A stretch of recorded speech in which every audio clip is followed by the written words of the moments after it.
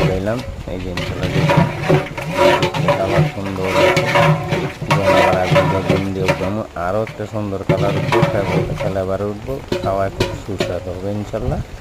এই লোক গরুর কাটি। এই যে ধান গাড়িটা কমপ্লিট করছি, একটু করে বাজবো, একটু সবাই দেখেন। এরপরে এই যে দেখেন ওনার বাতিজির বিয়া, আর বৃষ্টি দেখেন কি যে পরিমাণ বৃষ্টি, বৃষ্টি আর বৃষ্টি, এইভাবে বৃষ্টি করতেছে। জর্দা সাজায় কমপ্লিট করে লেছি। এই যে দেখেন কি সুন্দর করে সাজাইছি। এই যে একটু পরেই খাওয়ানো স্টার্ট করবো।